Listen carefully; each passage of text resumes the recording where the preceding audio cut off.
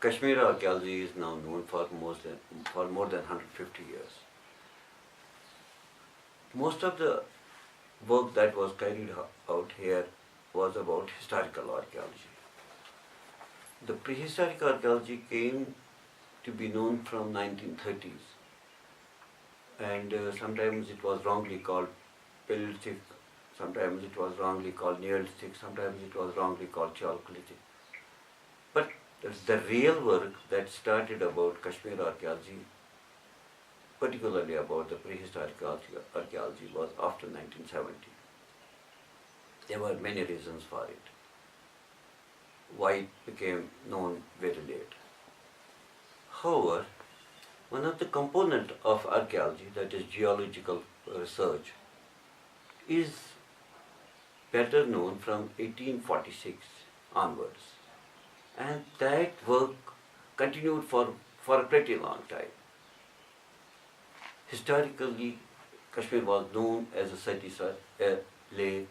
This lake was formed on account of certain geological changes that happened in the Himalayan belt. Certain new land formations became known, and these land formations have allowed us to understand the prehistoric archaeology in a better way. Coming to prehistoric archaeology, this region was, or this whole valley of Kashmir was regarded to be divided up in relics of prehistoric humans. Reasons being because of the geological formations. However, this myth also failed in post-1970. One of the pioneers of archaeology in India was Professor H.D. Sangalia. He came here in 1969, and during a leisure time he found some of the tools, human tools, in a bed in Pahalgam. This changed the whole situation of prehistoric archaeology in Kashmir. Post H.D. Sangalia, many other expeditions came, and these expeditions also allowed to understand the nature of human occupation in Kashmir. Today it is known that when the Satisar or the lake was being formed or was in vogue, humans also came here.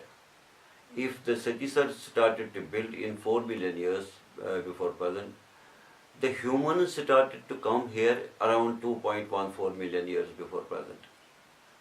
So this relationship of humans with the environment was a kind of a tug of war.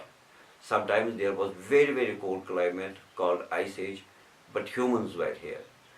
Once the interglacial periods or the warmer periods like what we have today was there, humans were here, and they were adapting to such kind of climatic situations, occupying certain belts in Kashmir where they could live, they could chase the game. This is now known at many places in Kashmir, in Pahalgam, in Sindh Valley, in Prang Valley, in Manasbal, in Baramulla, in Gulmarg. We find certainly a Paleolithic culture developing in all the three types, lower, middle and upper.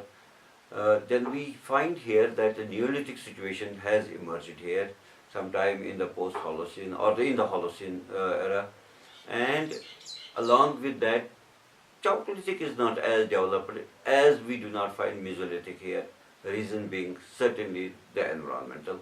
The Paleolithic culture has allowed us to understand that we have a vast abundance of areas which need to be explored for so much of human activity to record.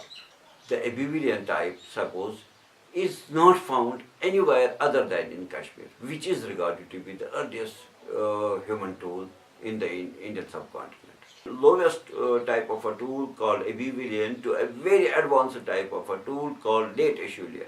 All these types of tools are found here from different sites.